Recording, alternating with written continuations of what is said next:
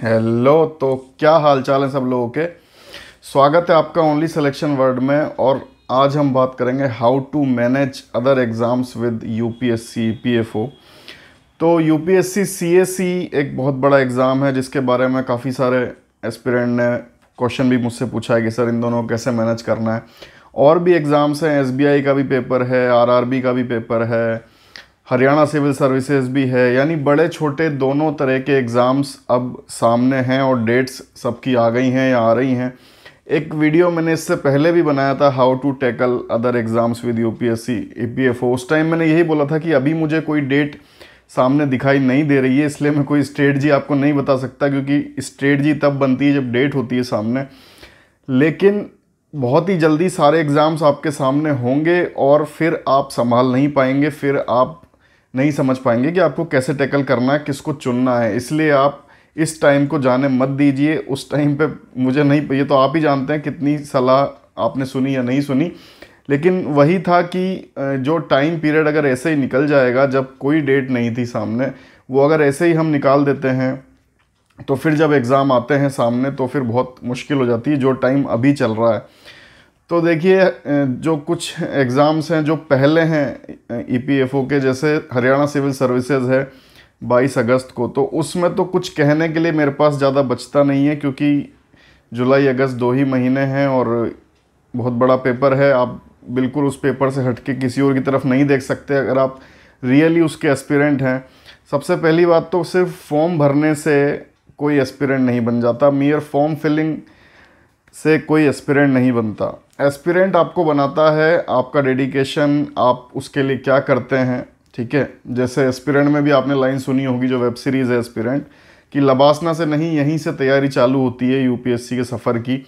तो आप उस फॉर्म को फिल करके करते क्या हैं, वो चीज़ आपको एस्पिरेंट बनाती है। सिर्फ आपने फॉर्म फिल कर दिया इसलिए आप एस्पिरेंट हो गए, दोनों के ऐसा नहीं होता। तो ये आपको जज करना पड़ेगा कि आप एस्पिरेंट किसके हैं। हरियाणा सिविल सर्विसेज के लिए अगर कोई मुझसे पूछ रहा है तो मैं यही कहना चाहूँगा कि आपको जज करना पड़ेगा आज आप कहाँ हैं। अगर आप यूपीएससी ईपीएफओ की तैयारी में हैं और वहाँ आपको ज़्यादा चांस लग रहा है तो आप उस पर जाइए। अगर आपको हरियाणा सिविल सर्विसेज का ही है तो आप उसमें जाइए, क्योंकि उन दोनों में से तो आपको चुनना ही पड़ेगा, कोई ऑप्शन नहीं है। 22 अगस्त तक आप बिल्कुल किसी और एग्ज़ाम की तरफ नहीं देख सकते अगर आप डेडिकेटेड एस्पिरेंट हैं उसके, और फिर 10 दिन में आप ईपीएफओ भी नहीं निकाल सकते। जो अदर पोर्शन है आईआर अकाउंटिंग, वो इतना भी सिंपल नहीं है कि 10 दिन में आप उसको कर लें। तो जो पेपर पहले हैं उनमें तो कुछ हो ही नहीं सकता। लेकिन जैसे अगर कोई छोटा एग्ज़ाम है, जैसे एसबीआई का है या आरआरबी का है, बैंकिंग के कुछ एग्ज़ाम हैं, ठीक है, तो उनमें ज़रूर हो सकता है, क्योंकि मैंने आपसे बोला कि अगर एक छोटा पेपर और एक बड़ा पेपर आता है, अब ये जो सिविल सर्विसेज के प्री और ईपीएफओ के आरटी को तो आप सेम मान सकते हो। थोड़े से बड़े हैं सिविल सर्विसेज के प्री, लेकिन प्री लेवल पे लगभग एक जैसे हैं, वनडे पेपर हैं। तो वहाँ पे थोड़ा सा मुश्किल है जो हरियाणा सिविल सर्विसेज वाले एग्ज़ाम के साथ दिक्कत आ रही, क्योंकि वहाँ तो चूज़ ही करना पड़ेगा, कोई ऑप्शन नहीं है दोनों का। 10 दिन में ये भी नहीं होगा और इतने कम टाइम में उसको भी नहीं छोड़ सकते आप। ठीक है, तो अगर छोटे पेपर हैं जैसे बैंक है, आरआरबी, एसबीआई और कोई अदर एग्ज़ाम है जो छोटा है, ठीक है, छोटे और बड़े की डेफिनेशन मैंने आपको पिछला जो मेरा लेक्चर था हाउ टू टैकल वाला, उसमें बताया था कि छोटा और बड़ा हम कैसे नापते हैं किसी एग्ज़ाम को। तो अगर छोटे एग्ज़ाम हैं आपके सामने तो आप ये कर सकते हैं कि जब वो एग्ज़ाम आएगा, ठीक है, जब आपके पास डेट आएगी, जैसे अगस्त के फर्स्ट वीक में या अगस्त के लास्ट वीक में, जो भी डेट आपके पास आ रही है बैंकिंग एग्ज़ाम की आपके, तो उसके आप 15 दिन पहले से, 15-20 दिन पहले से, जितनी भी आपको उसमें उम्मीद लगती है, और सिर्फ प्री ही आपको क्लियर करना है अभी, तो 15 दिन पहले से भी अगर आप शिफ्ट कर जाते हैं यूपीएससी ईपीएफओ से उसकी तरफ, और उस एग्ज़ाम को देने के बाद फिर से आप फ्लिप करते हैं ईपीएफओ की तरफ, तो उतने में हो जाएगा। मतलब जब तक आपको फ्लिप नहीं करना, जब तक डेट नहीं आ जाती आपके सामने, 10-15 दिन, अब ये पर्सन टू पर्सन वेरी करेगा, लेकिन मैं अपने हिसाब से बता सकता हूँ कि 10-15 दिन इनफ है आप उस पर शिफ्ट करके, क्योंकि बाकी सारा सिलेबस तो सेम है। यहाँ भी आप मैथ्स पढ़ रहे हैं, इंग्लिश पढ़ रहे हैं, ठीक है, इकोनॉमिक डेवलपमेंट आप पढ़ रहे हैं, ठीक है, करंट अफेयर्स में थोड़ा अकाउंटिंग का पार्ट तो नहीं आएगा उसमें, लेकिन इकोनॉमिक डेवलपमेंट, करंट अफेयर्स के, बैंकिंग से रिलेटेड सारी चीज़ें आप पढ़ रहे हैं। थोड़ी बहुत अलग होगी, वो आप 15 दिन में कर सकते हैं। उसके बाद में आप वापस इसमें लग सकते हैं, और पहले भी इसी में लगे रहिए। मेन तो अपने मेन फोकस पे लगे रहिए, और 15 दिन आपने फ्लिप किया, वापस इधर आए और वापस इधर कर सकते हैं। तो वहाँ हो सकता है कि दोनों में आपका सिलेक्शन हो जाए, अगर आपकी अभी तक अच्छी तैयारी है। दोनों में सिलेक्शन हो जाता है, मैंने पहले भी बोला है, मैं आज भी बोल रहा हूँ कि 2 एग्ज़ाम अगर आपके पास हैं तो आप दोनों में सिलेक्शन करवा सकते हो। ऐसा नहीं है कि एक ही में हो सकता है या किसी में नहीं होगा, दोनों में करवा सकते हो। लेकिन इम्पॉर्टेंट उसके लिए यही है कि आज आपकी पोजीशन क्या है, ठीक है। तो अगर आज आपकी पोजीशन अच्छी है, आपने जो बीच में वैकेंट टाइम मिला उसको यूटिलाइज़ किया है, जिस टाइम कोई डेट नहीं थी, तो आज आपकी पोजीशन अच्छी होगी और आप आराम से 15 दिन के फ्लिप में उसको भी निकाल सकते हैं और इतनी इसमें तैयारी होगी कि इसको भी निकाल सकते हैं वापस आके। अब बात करें यूपीएससी सीएससी की, तो सीएससी के एस्पिरेंट्स के लिए तो कोई फ़र्क पड़ा ही नहीं है। पहले भी 9 मई और 27 जून था, अभी 5 सितंबर और 10 अक्टूबर है। पहले भी 1 महीने का गैप था, अभी भी 1 महीने का गैप है। तो मैं यही कहना चाहूँगा कि आप अपने आप से पहले पूछिए कि आप एस्पिरेंट किसके हैं। अगर आप डेडिकेटेडली आपकी तैयारी है सीएससी के लिए, मेंस का और आगे का, मेंस में आपको लिखने पड़ेंगे, ऑप्शनल की तैयारी, सब कुछ आपकी है इस तरह से कि आप डेडिकेटेडली हैं, बहुत ज़्यादा 1-2 साल से प्रिपेयर कर रहे हैं, फिर भी आपने देखा है कि वो बहुत ही अनप्रेडिक्टेड एग्ज़ाम है। और मतलब संदीप भैया जैसे एस्पिरेंट अगर आपने देखी है तो बहुत बड़े बड़े लोग भी 3-3, 4-4 साल वाले भी कभी कभी प्री में फेल हो जाते हैं। मेरे साथ भी हुआ था जब मैंने तैयारी की थी यूपीएससी सीएससी की, तो मतलब मेरा हुआ था, लेकिन जो मेरे साथ 3-3 साल से बैठे हुए थे उन लोगों का नहीं हुआ था। तो कई बार ऐसा हो जाता है कि बहुत जो पिछले साल इंटरव्यू तक गया है, मेंस तक गया है, उसका भी प्री में नहीं होता है, तो वो भी एक बहुत अनप्रिडिक्टेबल पेपर है। तो आप अपने आप को जज कीजिए, ये आपको कोई मेंटर, कोई टीचर, कोई आपका दोस्त साथी, कोई नहीं बता सकता कि आपको क्या करना है, क्योंकि आपकी पोजीशन क्या है, अभी आप कहाँ पे हैं अपनी तैयारी में, ये आपको ही समझना पड़ेगा। अगर आपको थोड़ा सा भी डाउट है, अगर आपको लग रहा है कि भाई मतलब गारंटी नहीं है सीएससी की, और सीएससी की गारंटी कभी नहीं होती है, आपको पता है।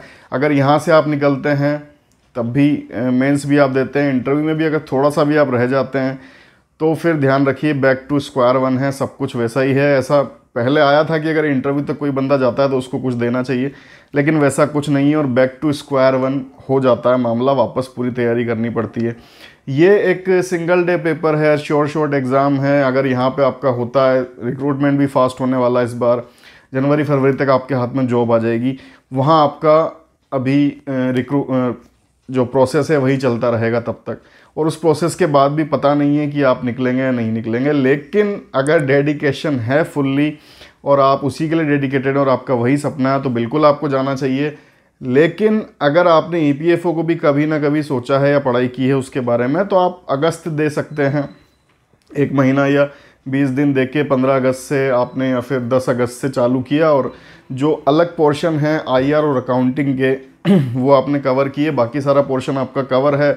आप डेप्थ में स्टडी कर रहे हो सीएससी के लिए और आप क्लियर कर सकते हो, वापस इसमें आके सीएससी को दे सकते हो। लेकिन बस उसमें ये ध्यान रखें कि सीएससी की तैयारी कम ना हो अगर आप उसके डेडिकेटेड हैं, ईपीएफओ की तैयारी कम ना हो अगर आप उसके लिए डेडिकेटेड हैं। क्योंकि वही मैंने आपसे बोला कि फॉर्म फिल करने से कोई एस्पिरेंट नहीं बनता, आपको देखना पड़ेगा आप एस्पिरेंट हैं किसके, बेसिकली आप चाहते क्या हैं, आप एस्पिरेंट हैं किसके और आपकी तैयारी किस में ज़्यादा है। अगर वो ईपीएफओ है, ठीक है, और आपको उससे ज़्यादा उम्मीदें, आपने टाइम दिया है, सपने बनाए हैं, जो भी कुछ है, आपको जल्दी जॉब चाहिए, बहुत सारे रीज़न हो सकते हैं, प्रायोरिटी के डिफरेंसेस हो सकते हैं, बहुत कुछ हो सकता है। अगर वैसा कुछ है और आपको ईपीएफओ से ज़्यादा उम्मीदें हैं तो उसमें कमी मत होने दीजिए। अगर आपको सिविल सर्विसेज से ज़्यादा उम्मीदें हैं या उम्मीदें ही सब कुछ उसी से हैं, सब कुछ वही है, तो बिल्कुल उसी पे लगे रहिए। 15-20 दिन शिफ्ट करके आप ईपीएफओ दे सकते हैं, लेकिन उसमें फिर यही माइंड में रखना है दोनों ही सिनेरियो में कि कोई एक जा सकता है, और वो जाने का मतलब बस ये समझिएगा कि दूसरे को बिल्कुल नहीं जाने देना है। अगर आप थोड़ा सा रिस्क ले रहे हैं ईपीएफओ में सीएससी के लिए, तो फिर सीएससी को मत जाने दीजिए, और अगर ईपीएफओ के लिए सीएससी में रिस्क मतलब उसको छोड़ रहे हैं तो फिर ईपीएफओ नहीं जाना चाहिए, दोनों नहीं जाने चाहिए। बस ये आपको ध्यान रखना है कि आप जिसमें ज़्यादा श्योर हैं उस पर शिफ्ट हो जाइए। अभी टाइम है आपके पास शिफ्ट होने का, इसीलिए मैं बोल रहा हूँ, फिर ये टाइम भी निकल जाएगा। तो अगर आप सीएससी के लिए डेडिकेटेड हैं और आपने थोड़ी बहुत तैयारी करी है, आप चाहते हैं अपॉर्चुनिटी को यूज़ करना, तो 15-20 दिन शिफ्ट हो जाइएगा ईपीएफओ की तरफ अगस्त में, और बाकी अपना सीएससी में लगे रहिए। अगर आप ईपीएफओ पे ज़्यादा फोकस हैं तो फिर उसी में लगे रहिए और उसका पेपर डेडिकेटेडली दीजिए, तब तक आप फिर देखिए मत इधर उधर, और उसके बाद ही फिर जो 1 महीना आपको मिलेगा उसमें आप चांस ले सकते हैं, ठीक है। फिर आप जो भी जिस भी तरीके से करना चाहें कर सकते हैं। और अभी तक अगर आपकी इतनी तैयारी है, वही मेन इंपॉर्टेंट पॉइंट आ जाता है कि अगर आपने अभी तक का टाइम अच्छी तरह यूटिलाइज़ किया और आपकी आज अच्छी तैयारी है कि आप दोनों निकाल सकते हो, तो बिल्कुल निकाल सकते हो, उसमें कोई डाउट नहीं है। फेयर अमाउंट ऑफ टाइम भी है वहाँ बीच में, तो आप कर सकते हो। लेकिन वही ये डिसाइड आपको करना है कि आज आपकी पोजीशन क्या है, आज आप कहाँ स्टैंड करते हो। अपने आप को एनालाइज कीजिए, सबसे पहले यही काम कीजिए, बाकी सब चीज़ें बाद में हो सकती हैं। अपने आप को एनालाइज कीजिए, आप दोनों एग्ज़ाम्स में से किसकी तैयारी में आज कहाँ पे स्टैंड करते हैं, और उस हिसाब से वे अहेड क्या है, जो हर क्वेश्चन में लिखना पड़ता है आपको एथिक्स में। वे अहेड क्या है, आप आगे क्या कर सकते हैं, ठीक है, आगे आपको किस में कितनी तैयारी बाकी है, ठीक है। तो उस हिसाब से कि अगर आपको ईपीएफओ में ज़्यादा आप कंफर्टेबल हैं, आपको लग रहा है कि यहाँ चांसेस है, हिस्ट्री भी बहुत अच्छी है सीएसई वालों की ईपीएफओ में सेलेक्ट होने की, तो अगर उससे आपको ज़्यादा उम्मीद है तो उसमें लग जाइए। आपको लगता है कि नहीं सीएसई आप इतने सालों से कर रहे हैं, 2 साल 3 साल 4 साल, और आपको बिल्कुल आप किसी के लिए भटका नहीं सकते, तो बिल्कुल उस पर रहिए, कोई दिक्कत नहीं है। ये मत सोचिए फिर गोल्डन अपॉर्चुनिटी या क्या। अगर आप वही सपना है, वही सब कुछ है, तो उसमें रहिए, और अगर वहाँ डाउट है तो इसमें रहिए। लेकिन डिसाइड आपको आज करना पड़ेगा, डिसाइड करके ही फिर आगे आपको चलना पड़ेगा। तो ऐसा कुछ भी नहीं है दोनों में सिलेक्शन नहीं हो सकता, बिल्कुल हो सकता है, चाहे छोटे हों या बड़े, चाहे बैंकिंग और ईपीएफओ हो, चाहे ईपीएफओ और सीएसई हो, दोनों में हो सकता है, दोनों ही सिचुएशन में। लेकिन वही है कि आपको आज ही जज करके अपने स्टेप्स किस तरह लेने हैं। और ये भी मैंने कहा आपसे 20 दिन आप शिफ्ट हो जाइए, तो ये 20 दिन ही कुछ फिक्स नहीं है, ये भी आपको ही डिसाइड करना है। मैंने तो अपने हिसाब से बताया, तो चीज़ें बदल सकती हैं, ठीक है, और चीज़ें शिफ्ट हो सकती हैं, दोनों एग्ज़ाम निकल सकते हैं। डिसाइडिंग अथॉरिटी आप हो यहाँ पे, आपको अपनी तैयारी एनालाइज करनी है, आपको देखना है आप एस्पिरेंट किसके हो, आपको उम्मीद किससे है, ठीक है, उस हिसाब से आपको चीज़ें करनी है। बस ध्यान ये रखिए कि दोनों ना छूटें। कोई भी एग्जाम्पल हो, हरियाणा सिविल सर्विसेज और ईपीएफओ, या फिर बैंकिंग और ईपीएफओ, या फिर ईपीएफओ और सीएससी, कोई भी एग्जाम्पल हो, मैं यही कहना चाहूँगा लास्ट में कि बस इतना ध्यान रखना है जो भी आप एनालाइज करोगे उसमें, कि दोनों नहीं छूटने चाहिए। अगर एक को आप ढीला छोड़ रहे हो तो दूसरा बिल्कुल नहीं छूटना चाहिए, दूसरे में होना ही चाहिए, ठीक है। हर जगह से हाथ धो लें ऐसा नहीं होना चाहिए, एक चीज़ मिलनी चाहिए, ठीक है। तो वही तरीका हो सकता है। और लास्ट अथॉरिटी, डिसाइडर, मेंटर सब आप ही हैं। आपको डिसाइड करना है कि आप अभी किस बोट में हैं और क्या अपने आप से चाहते हैं, ठीक है। तो होना कोई बड़ी बात नहीं है, इतिहास हर बंदा नया लिखता है। ये हो सकता है कि आप सब क्वालिफाई कर जाएं, ठीक है, बस दिक्कत उसमें कुछ नहीं है। दिक्कत यही है कि ऐसा ना हो कि सब छूट जाएं, बस वो इम्पोर्टेंट ध्यान रखना है, ठीक है। तो अपने आप से डिसाइड करके आज आप कहाँ हैं, कितनी तैयारी पे हैं, उस हिसाब से आगे कदम बढ़ाइए, और होपफुली आपका सब में सिलेक्शन हो, ठीक है। बेस्ट ऑफ लक, जय हिंद।